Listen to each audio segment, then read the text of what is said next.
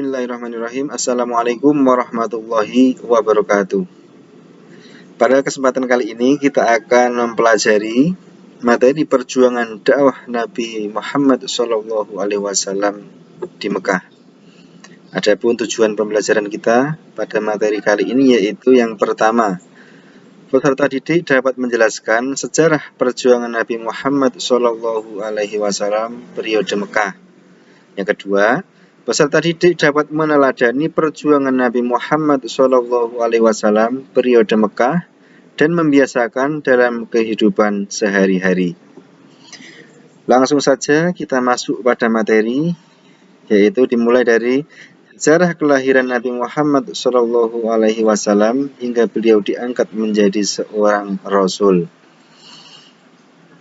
Nabi Muhammad dilahirkan di Mekah pada tanggal 12 Rabiul Awal atau disebut juga dengan tahun gajah, karena pada saat itu ada rombongan yang mengendarai gajah yang dipimpin oleh Raja Abrohah, yaitu berencana untuk menyerang Ka'bah, untuk menghancurkan Ka'bah.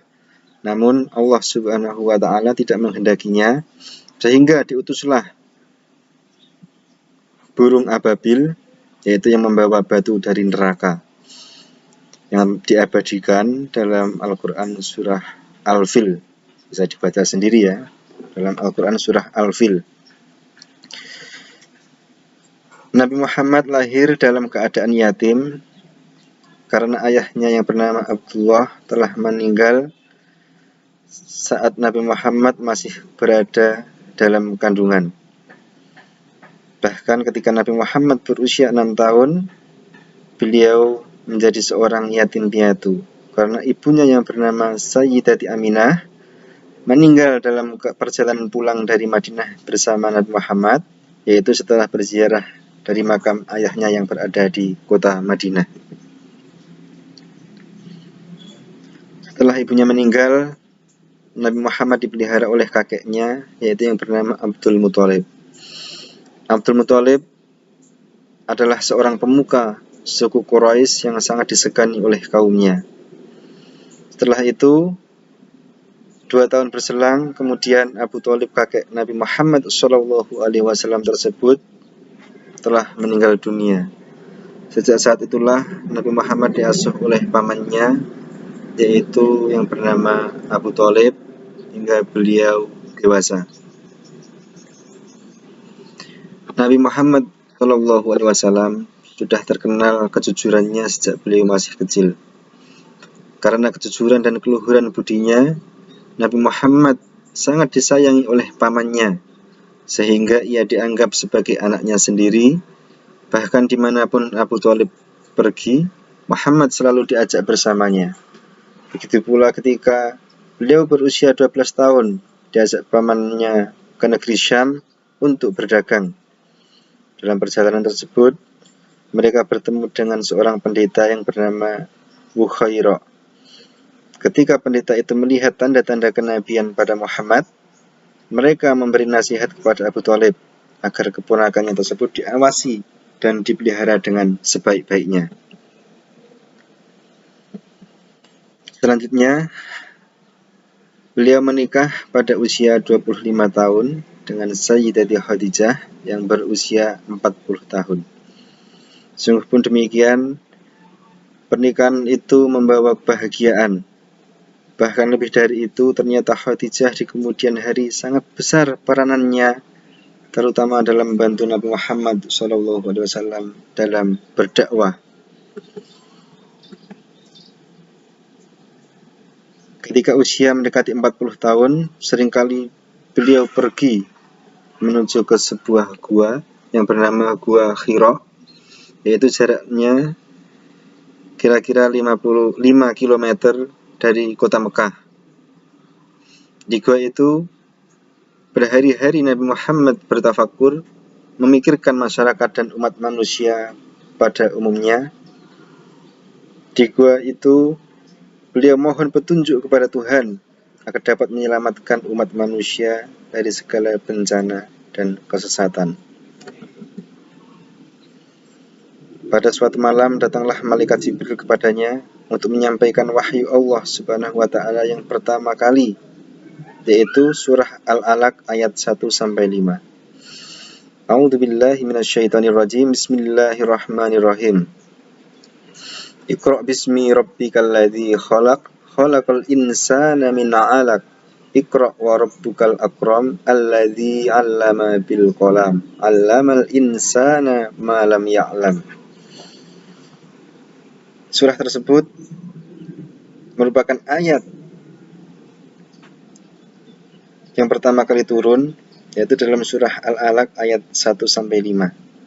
Yaitu terjadi dalam suatu riwayat itu dikatakan pada tanggal 17 Ramadan. Sejak itu pula Nabi Muhammad telah diangkat oleh Allah menjadi seorang nabi dan rasul, sekaligus menjadi penutup para nabi dan rasul, khatamul anbiya wal mursalin. Sejak saat itu Nabi Muhammad mendapatkan tugas dakwah, namun dakwah tersebut dilakukan secara sembunyi-sembunyi, yaitu dilakukan kepada perorangan, dimulai dari keluarganya sendiri, kepada para sahabat karibnya. Dan ternyata dakwah Nabi tersebut mendapat sambutan dari istrinya, dari Sayyidatina Khadijah, selanjutnya dari Ali bin Abi Thalib yang merupakan anak dari pamannya, selanjutnya dari Zaid, yaitu pembantunya, kemudian sahabat karibnya yaitu Abu Bakar, dan diikuti oleh beberapa sahabat yang lain.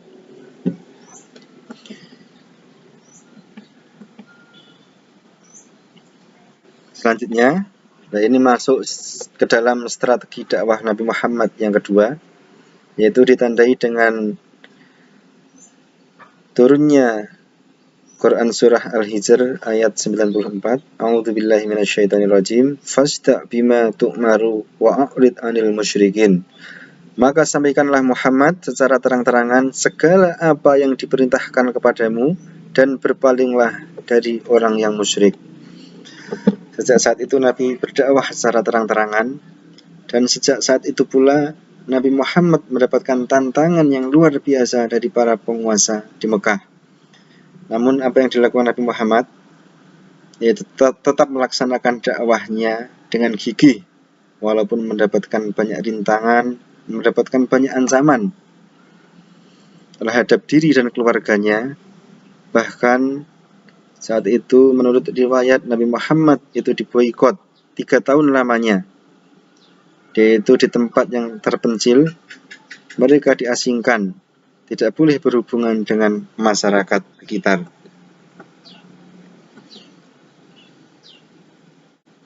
Selanjutnya, yang terakhir yaitu cara kita meneladani perjuangan Nabi di Mekah. Yang pertama, setiap tugas dan tanggung jawab itu tidak bisa dipikul seorang diri, tetapi harus ada kebersamaan dan persatuan dari berbagai kalangan masyarakat. Yang kedua, dalam bergaul harus bisa memilih teman yang dapat mengajak kepada hal-hal yang positif dan yang baik. Kita harus hati-hati dalam bergaul, apalagi kalau kita mendapatkan teman yang sering mengajak kita pada kemaksiatan, tentunya kita harus menghindarinya. Tetapi kalau kita bisa mengajak mereka menuju jalan kebaikan, itu lebih baik. Tapi kalau kita tidak bisa mengajak, yang kita khawatirkan nantinya kita sendiri yang akan terpengaruh mengikuti ke dalam hal-hal yang negatif. Selanjutnya yang ketiga, dalam mengajak teman untuk berbuat baik, tidak boleh dengan cara-cara kekerasan, tapi perlu dengan keteladanan. Kita harus bisa memberi contoh yang baik dengan kesabaran, dengan lemah lembut, dan kasih sayang. Masih banyak lagi tentunya cara kita meneladani perjuangan Nabi Muhammad SAW dalam berdakwah, yaitu periode Mekah. Pada kesempatan kali ini cukup apa yang saya sampaikan. Terima kasih atas perhatiannya. Billahi taufiq wal hidayah. Wassalamualaikum warahmatullahi